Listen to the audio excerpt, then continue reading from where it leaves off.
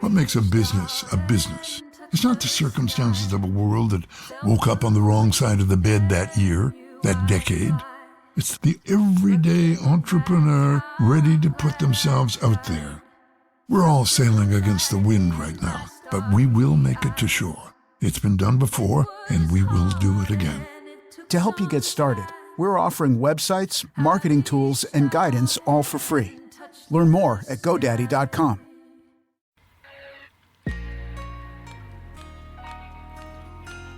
Welcome to the Oh Hell No podcast, where I, Keisha Nicole, delivers a daily dose of passion, purpose, and struggle by interviewing people who are living their best life doing what they love. Here on this podcast, every Oh Hell No moment serves a purpose. Now let's get started with the show.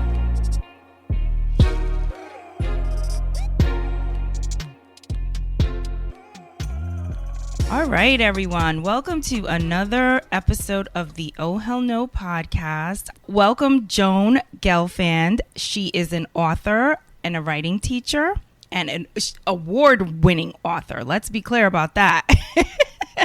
Welcome, Joan. Thank you for being here. What a pleasure. Yes, I'm so excited to talk to you. We're going to talk about your new book. We're going to talk about writing and just, figure out how you got to where you are today.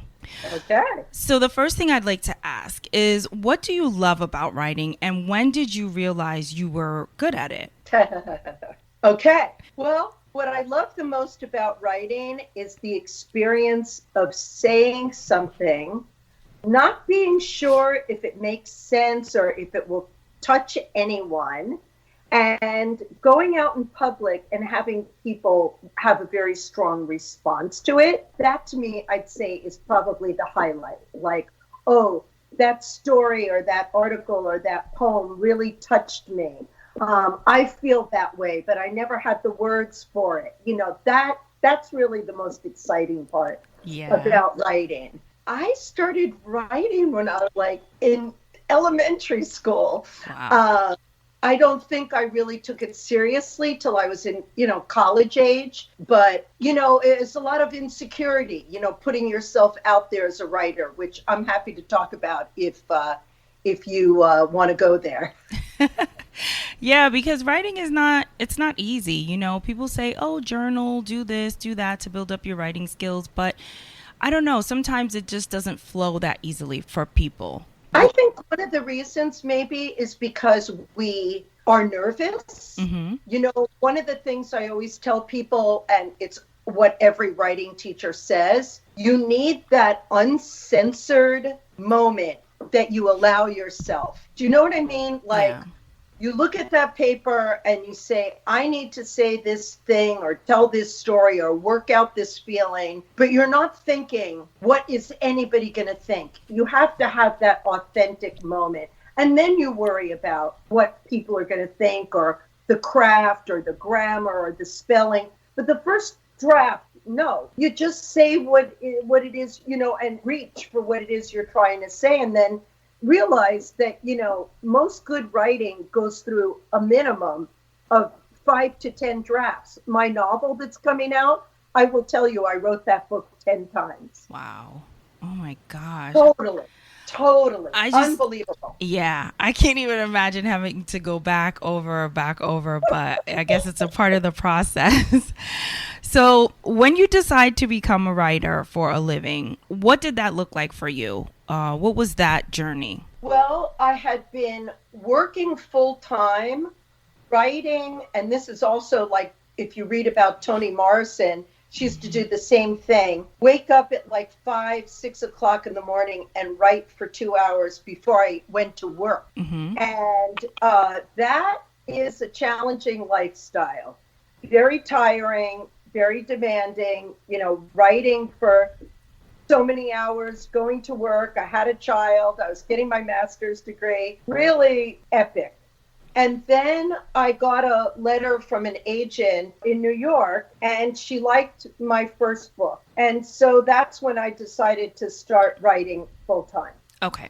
So you were working a full-time job that didn't have anything to do with being a Right. writer. It was not a writing job. Okay. Totally. And then you were at home, like writing, working on books and publishing books on your own. No. I was writing and maybe publishing a little story or a poem here and there. Oh, okay. But I was working on a book, and then I sent it out. And then when an agent had an interest in it, then I said, okay, now I'll just write full time. And that first book, was it a novel? What kind of book was it? Yeah, that was a novel. Oh, it was a novel. Okay. Was it romance? Tell us, Joan. We want to know. Not exactly. It was about a kidnapping. Oh, geez. No, I can't read those books. I'm scary. So, Too scary. yeah, those things sit in my mind. So I get nervous when I read scary books or see scary movies. But, I'm with you on that. I'm with you. I always wonder, like, Stephen King, like, what goes on in his head? Like, Totally. it's crazy, right? But it's so creative to, be able to sit down and pull this whole story together. Even people that write for like TV. So, Absolutely. So actually you wrote and you started writing for books. So see, I thought maybe you were writing for like publications. So you might know the answer to this. What is the transition from being a writer for like a publication to writing a book? Like if you're writing for a publication, do you do that and write your book at night, or is it something that takes up so much of your time you probably won't be able to write at night? How does that work in the writing world? It's an interesting question, and I think a lot of writers struggle with this. I just taught a class where some of the people were writing for their jobs. Mm-hmm. It's very challenging to write for your job, come home, and want to write creatively. Right. That's why I chose to work in a field that I didn't have to write. So then all of my writing energy went into my creative work. Yeah. Right. So that's interesting. And that's really good information, So when you do write for a publication, do writers get paid like every other week or like weekly, like we do, like regular people, or do they get paid per assignment? Well, it depends if you are employed by a magazine or a journal or a book publishing company. I mean, if you're a full-time employee, you're going to get paid just like everybody else. Mm-hmm. But a lot of writers are freelance. The problem, and so they get paid by the project, by the word, by the, by the hour, whatever it is that they negotiate. They have a contract for each project. Some people even write books on contract. Oh, wow. They'll get a contract, they write the book, they get paid. There's so many different ways that you can approach this as a job. Mm-hmm. The problem with a lot of freelancers now is that a lot of publications, the whole book world is really changing. Yeah. Like, for example, book reviewers. Every magazine, every newspaper used to always have a book reviewer full-time on staff. Mm-hmm. Then they said, we're not selling enough magazines or newspapers, so we have to cut the staff. Who are we going to cut? The book reviewers. So now all the book reviews are written by freelance people. Okay. So, it's different for every aspect. Mm-hmm. All right. Yeah. So writing is not easy. How do you know if your writing skills are good enough to actually write a book, or does that not even matter? I think that's a really good question. The way that I got the confidence to write a book was, I sent out a lot of writing and got published small pieces. And this is what I teach when I coach writers. I say to them, send out articles, send out stories, send out book reviews, see if people like your work. And then that's a good litmus test to see if you're getting published, then that means that you probably have some chops, Yeah. It's like if you were a piano player, if you were playing open mic and someone hired you, you would know you were a good piano player. It's the same thing with writing, send it out, see what editors think. Mm-hmm. Okay. All right. So, what options are available to people who are terrible writers but have a great idea? Like it could be a novel, or they're really good at storytelling, or maybe a great biography.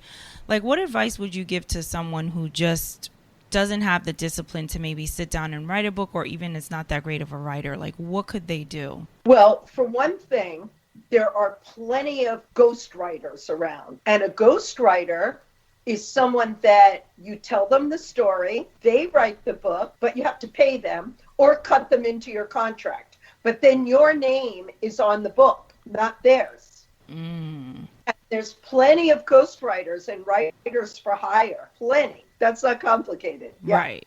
So what advice would you give to someone who wants to write a book, but they don't have $10,000 to invest in writing a book? Because I heard that it costs like minimum like $10,000 to write a book and publish a book. And I guess maybe that includes promoting a book and doing all that stuff. Well, it's an interesting question. First of all, like here you are, you're doing your own podcast, you're doing your own thing. And a lot of people are pretty slick with social media. I mean, if I heard that figure, 10,000, what I would say is non-negotiable in writing a book is you need to have some kind of a budget for an editor. Now, that said, you could also have a friend or a relative or a colleague who is, very well educated in English and grammar, and they'll volunteer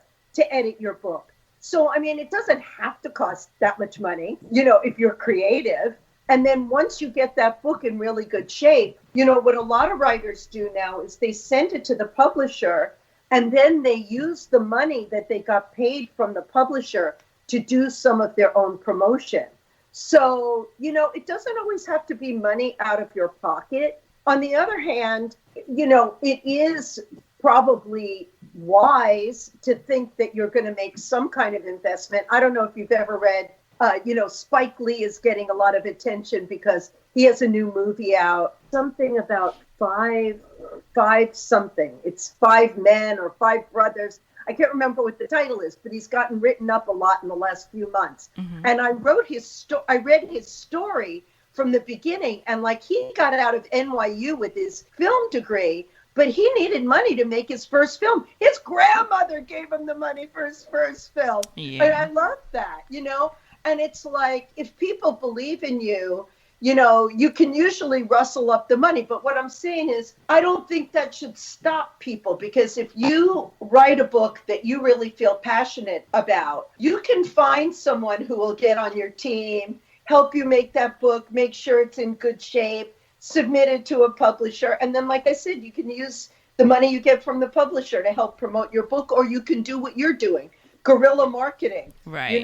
You can go on social media and get really smart about social media, and there's so many ways to cut it. Yeah. It's not a cut and dried thing about, you need this amount of money.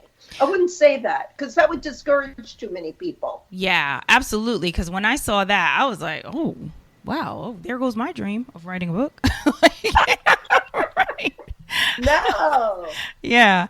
So sending your book to a publisher, what exactly does that entail? Okay, so you write a book, you're sending it to the publisher. Tell us, why am I sending it to a publisher, right? Because a lot of people, we don't know how this works. So tell me, why am I sending it to a publisher, and how do I protect myself so that they don't take my book and say, hey, this is a great book. We're just going to delete this name right here, and we're just going to, say someone else wrote it. Like, this person's a nobody. Who's going to find out? Well, first of all, you only want to play with reputable publishers. Because there's a lot of publishers, right? Huh? There's a lot of startup publishing companies, and, There are. And there's a lot of scammers out there. Yes. I've had students come to me who tell me, I paid this company $5,000 to publish my book. Oh. And they're not doing anything for me. And I'm like, well, first of all, you shouldn't have paid that $5,000. That makes me nervous. There's a real path. If your book is in really good shape, you need to send it to a reputable publisher. They won't steal your work. They don't worry about that. And they will have someone on staff who will get it into really perfect shape. Now, do publishers have the money to market every book that they write a contract for? Not really anymore. So that's when a lot of it does come back to you, where you do have to take on the marketing. And that's where building up your fan base, this is what I teach. Not a lot of people teach this way, but I tell writers, you got to build up your fan base before your book comes out, because you can't have your book come out and then say, oh no, who's going to buy it? You got to know in advance who your fan base is. So you have to build, like what you're doing is perfect. You're building up your fan base. Yeah. By presenting interesting content. Yeah. Oh, okay. All right. I'm glad to know I'm on the right track. So you're a star example. Good. Yeah, totally. So tell us about your book, Extreme. What is this book about, and what prompted you to write this book? So Extreme takes place in a Silicon Valley startup, and these kids are making an app for extreme sports. So it's like they put out a challenge, and the challenge is like, do some trick under a full moon. And then people film themselves doing little creative things. And the idea is that then the audience who is on this app vote on it. And then whoever kind of starts to be really popular is going to go on to a reality show. So that's the basic premise of the book, is that there's this app, there's these people playing, it's extreme sports, so there's a lot of visuals about people doing crazy things like surfing and base jumping and skiing and snowboarding. So there's all these crazy sports, and then the users vote. And then the people who it's kind of like, think about, what is that? Survivor. Oh, okay. It's like a Survivor for extreme sports. Right. And, but the story in the book is a lot about what does it take to have a startup, get people interested, all this political stuff between the different players, romance, it's just a whole little slice of Silicon Valley. Yeah. Oh, okay. All right. And where did you get the inspiration for this book? So when I was working full time, I met my husband, and he worked in tech, and I never knew anybody who worked in tech. Oh. And I got so intrigued with the personalities and how smart these people were. Mm-hmm. And this is way before like the tech bros took over. Right. This was like really like the original guys who like built the Macintosh and built the precursor to the iPhone. These were people like in the early 90s. And I was just so fascinated, and I knew that I had to write something about it, because I felt that my image of people in Silicon Valley had always been like, oh, they're gearheads, like no other interests besides like math, Right. But they were such fascinating people into music and art and wine and traveling and all these interesting, I just found them to be really, really interesting people. So I knew I was going to write about it one day. Yeah. Oh, okay. But that was my inspiration. Yeah. Oh, I like it. So the life of a writer, when you're not writing, are you teaching?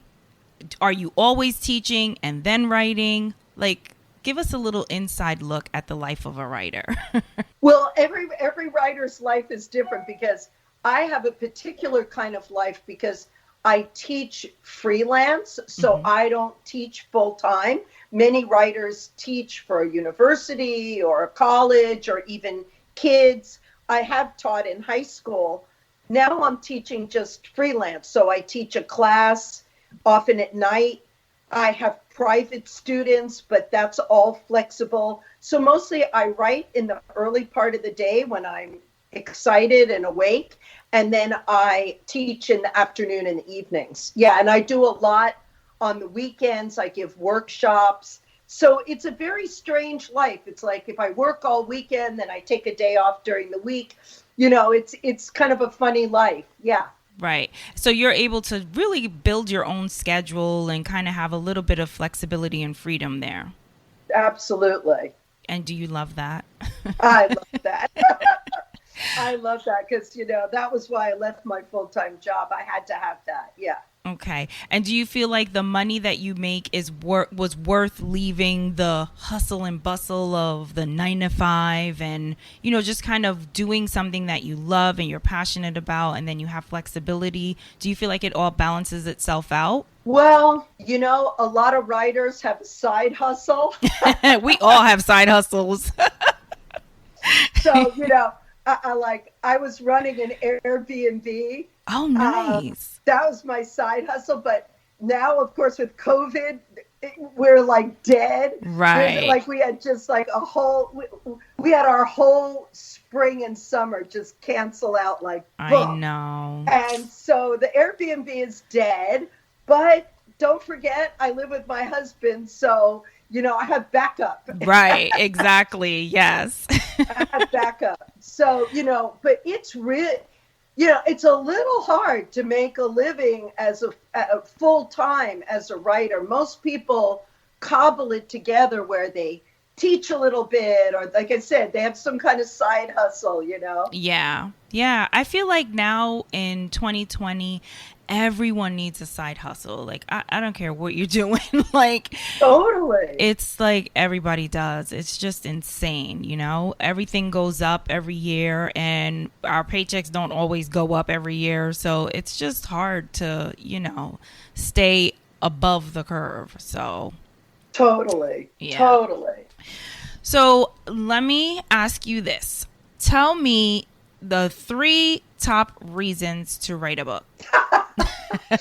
Oh, man. Well, a lot of us either have a story that we feel will inspire other people. That's definitely number one. Like, can I,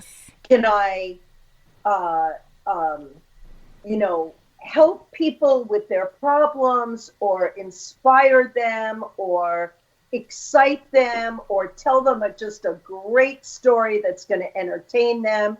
That's of course number one. Mm-hmm. Number 2 is that it really opens a lot of doors. And I tell this to people all the time. I say, there's almost like, think about the Grand Canyon. On one side is people who want to be writers. On the other side are people who are writers. Mm-hmm. Once you cross over that canyon and you are a published author, your credibility goes up in unbelievable ways. You get invited to speak. You get invited to write articles and get paid. You get invited to mentor people. It's suddenly, it's almost like having another college degree. You know what I mean? It's like, how people say, oh, you got to have a degree to get this job. It's like non-negotiable. Yeah. But it's kind of the same thing with writing a book. Like, let's say someone wants to be a diet coach. Someone weighed 200 pounds. They lost 80 pounds. Now they're gorgeous. They want to be a diet coach. You could say, look, I lost 80 pounds. I'm a diet coach. But once you have that book, all of a sudden people are like, oh, she's an expert. Mm-hmm. Diet coach, right? Yeah. And so, a lot of consultants and mentors, they have to write a book, because if you're going to try to teach people how to, whatever it is, diet coach, job coach, writing coach, whatever it is, you need that book. Yeah. Makes sense. So that is like definitely reason number 2. Mm-hmm. The third is for your personal satisfaction, Keisha. Having the knowledge that you took something from scratch and you created something the self-esteem and the confidence that builds is just unbelievable. My new book, this is Extreme. This is the cover. Okay. And it's got a surfer. This is a wave, and there's a surfer there. Don't forget, I live in California, so I love to watch surfers. And so, yeah, I think those are three really good reasons, to tell a fabulous story or help humanity, to increase your business opportunities, and to increase your confidence and your self-esteem. Yeah. Nice. I love it. So tell me 3 things to do before you write your first book. Wow. I don't know how you think these things up. These are wild questions. Okay. Whew. Well, different people have different thoughts. Some people say you can write your way from just a short piece of writing into a book. I am a planner, so everybody's mind works a different way. I've heard of writers who spend a year planning out their book. Yeah. I've read of best-selling authors who say it's like building a house. They actually build the architecture. They know every scene, everything that's going to happen. So, it really depends how you roll. If you have confidence and you think you can write a chapter and then somehow in your mind you think it's going to become a whole book, go for it. I'm not rigid in that. But those are just different ways of people's comfort level. Some people need to plan. Let's see. I would test market my idea. I would ask people, whether on social media or your friends and family, I would say, would you read a book about this topic? Is this interesting to you? That was actually the other reason why I did write this book. Because when I met my husband, and he worked in Silicon Valley, and we were going around with our friends and family, and I told people I'm working on this book, they're like, I want to know about that. I want to know what happens backstage in those companies. Yeah. I want to learn about that. And that was a big motivator. So, test market your idea. And also write an article. Let's say you're writing a book that's not a novel. You're writing nonfiction. Write an article. A lot of books come out of articles. A lot of, a writer has an idea. They do a little research. They write a 1,000, 2,000 word article. Somebody sees it and says, I think this would make a great book. You know what I mean? So right. That's another way to approach it, is to write something short, but that if you get interest in it. And also, let me just say this, just so that your listeners know. If you are writing a nonfiction book, meaning a diet coach or a job coach or any kind of, how-to book, like how to fix your car, how to go on a trip, you don't need to write the whole book. You just need to write a proposal. And all of this, hold on, I get my other book. All of this is in my writing book, because this book is called You Can Be a Winning Writer. And it tells writers what to do if you're writing a novel, what to do if you're writing a book of short stories, what to do if you're writing a nonfiction book. All of this is in that book. So, Nice. Know what you're getting into before you get into it, because if you're writing a book about being a coach, you just have to write a proposal. Okay. I like it. I think I'm going to pick that book up, Joan. It's in Kindle and Target, in Amazon and Target and all your independent bookstores, and it's on Kindle and Audible. So Awesome. You can get it any way you want. Yes, I'm old-fashioned. I like the hard copy. I do too. All right. Tell us 3 things to do after you write your book. So it's funny because I just had a coaching phone call with a writer who was like, what do I do? And that's part of what I do. I help people get on track. Okay, so the first thing is you have to try to get your book reviewed. So this is a very It's not an easy thing to do, especially these days, but there are ways to get it reviewed. Look, you could get it reviewed on a podcast or a writing blog or online or in a magazine. So you want to get your book reviewed. You want to try to talk about your book in public. So now we can't go to bookstores. So a lot of writers are doing online Facebook Live chats, Zoom chats. You got to talk about your book. You can't let it just sit in your room. You have to talk about your book. Right. And then the other thing is to send it out for prizes. So like there's a lot of book prizes that you can only send your book after it's published. And, think about the Pulitzer Prize. That's a prize that only goes out after your book is published. So you want to make sure you send your book for prizes because that will breathe a lot of life into your book. Okay. Yeah. Great advice. So how many books have you written in total, Joan? This novel will be my 6th. Wow, that's great. Congratulations to you. And each one was really hard. I'm sure. Like, honestly, just trying to help my daughter write a couple of paragraphs for 5th grade. I'm like, look, I don't know. Just write the sentence, So I can't imagine like writing a whole book where you're, giving information. But, maybe one day. Hey. So do you feel like this is purpose-driven work for you? Do you feel like writing really, is like a part of your purpose? Totally. I mean, it's like, let's say this. I always knew that this was a dream, but I just didn't know how far I would get with my dream. You know what I mean? Like, I knew that I was writing. I knew that I wanted to publish. I didn't think that I could write a novel, but my first novel just kind of unfolded chapter by chapter. And I had a teacher that was very encouraging and told me to just keep going. Yeah, definitely. I feel incredibly lucky to be doing work that comes from my heart. Definitely.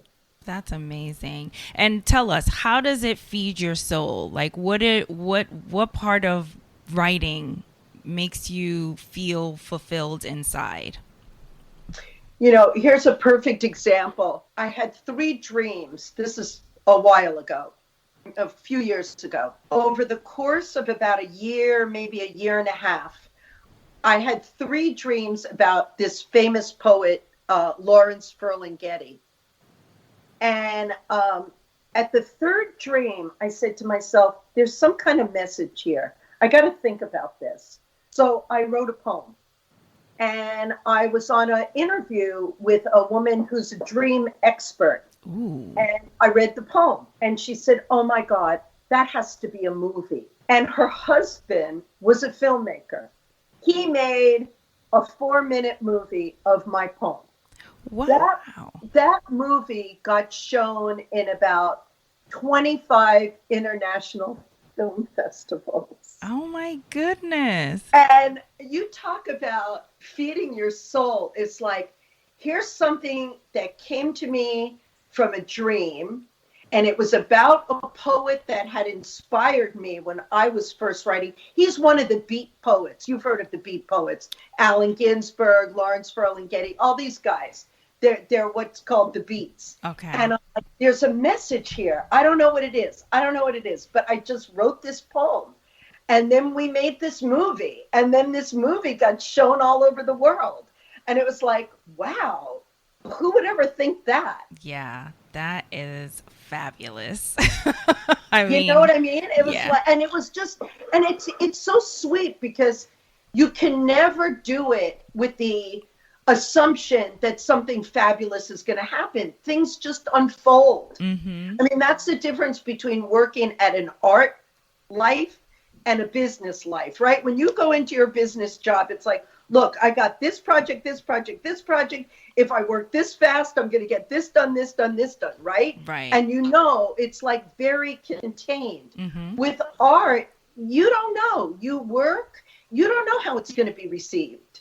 So it's risky, and it takes a certain personality that's able to say, I'm going to do this no matter how it's received. Right. Absolutely. I love that, Joan. Thank you for sharing that with us. You're So welcome. this is the Oh Hell No podcast. So I always ask my guests to share their Oh Hell No moment. So do you know what an Oh Hell No moment is? Well, tell me what you think an oh hell no moment is, and I'll tell you. So I describe an oh hell no moment as a moment of disbelief or shock. It could be positive, it could be negative. But I ask my guests to share a moment that has changed their perspective on something in life or has taught them a lesson that they take with them on their daily journey. So when I wrote my first novel, and I sent it out to an agent, and an agent really liked it.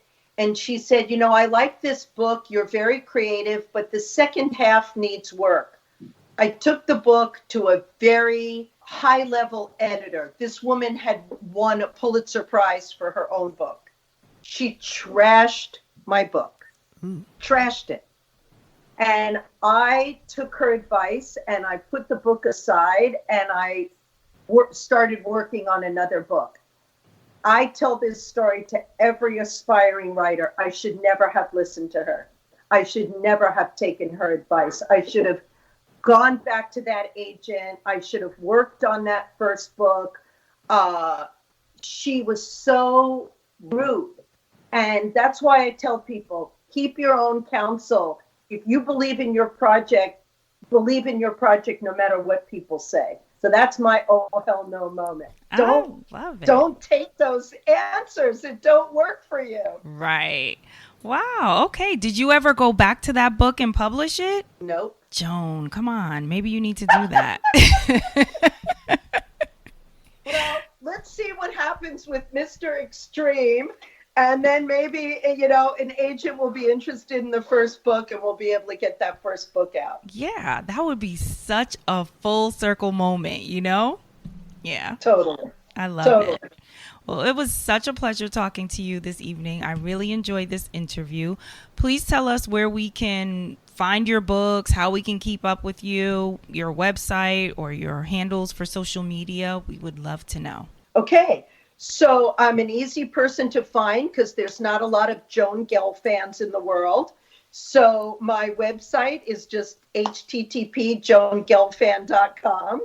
I'm Joan Gelfand all over social media. So Instagram, Twitter, Facebook, I'm there. My books are on Amazon, but they're also in your local independent bookstore. I have a contact sheet on my website. So if anybody wants to get in touch with me, they just fill out a contact form and send it over. So are you doing like Zoom classes now? Yes. Nice. How do you like it? You know, I don't love it because I think teaching in person is more organic, and I love to see people's body language. So I miss seeing, you know, you just get to see their face and you don't get to see their body language. So it's not my favorite, but Keisha, we're in a pandemic. What are we going to do? I know. Make the best of it. Make the best of it. And thank God for tech, right? Yes, thank God for it. It taught us how to be resourceful and, you know, use other ways to keep things moving. So totally. Yeah, it's great. All righty. Thank you so much. You're so welcome. Thank you for having me. It's fun. No problem.